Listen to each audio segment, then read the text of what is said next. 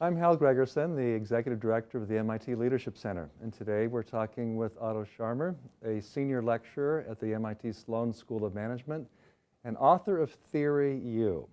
Otto, glad to have you here. Thank you for having me. You're very welcome.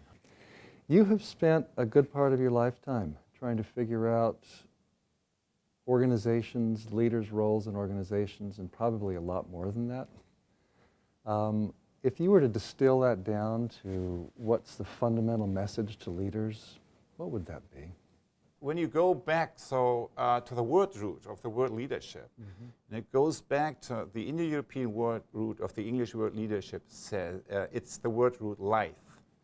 And it literally means to cross a threshold, or in a different translation, to die.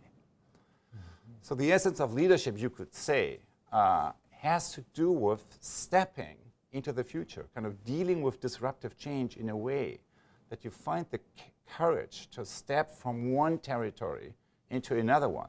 So if I had to distill my message on leadership in the light of that kind of the word root of leadership, which is stepping, the capacity to step into the future, then I would probably say we have to reinvent leadership around three things to make it more collective, more conscious, and more co-creative. We live in the age of disruption. What does that mean? The moment you hit disruption, learning from the past is no longer good enough. We need to develop the capacity to sense and actualize into emerging opportunities, to learn from the future as it emerges in the current moment. That's the real capacity. And when I think back, and when was it? So that's what's necessary today, not only in business, but also in government and in NGO organizations. For you individually, is there an experience that comes to mind that was a powerful, transformative one for you, where this stuff, the process you're describing, the framework you've described, it transformed some fundamental way in which you saw or operated in the world?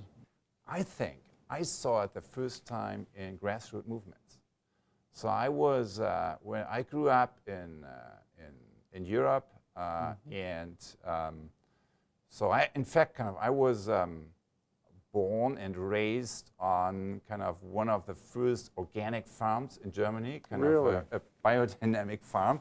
My parents, almost 60 years ago, kind of decided to go down that path of innovation. And that, in fact, taught me a lot about this kind of leadership, swimming against the stream. Then later on, when I became active in the environmental, the green movement in Germany, and also the peace movement a few years later in the 1970s and 80s, I had an experience that I'm sure many people around the world had, anyone who ever participated in a grassroots movement. And what is that experience? That you mobilize collective action based on a sense of a future possibility that you share with others, and that's so tangible that you don't even have to talk about that. So it's a direct connection of a sensed possibility. It does not mean that by necessity it has to manifest, but it means it's possible, and that if you kind of rise to the occasion, you can make it happen. You can actualize that opportunity.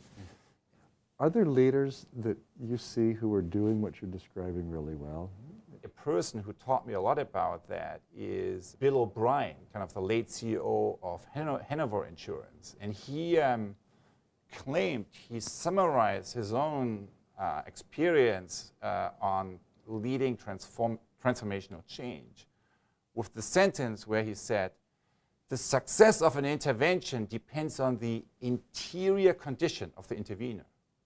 So if you translate that, the success of what I do as a leader, as a change maker, depends on the inner place from that I operate. So when I heard that, so it was like kind of really mind-blowing to me, because in the moment I heard that, I realized, well, most of what people talk about is what leaders do successfully. And in research, kind of the last maybe 2 decades, what did we do? We look at the how, the processes, the process dimension of leadership, of management. But this guy was talking about something else. He was talking about not the what, not the how, he was talking about the source dimension, the sources out of which our actions arise. Our intentions arise. Our attention is arising. And that source dimension, kind of the deeper sources from which we operate when we do what we do as a leader, that really became like the guiding north for me.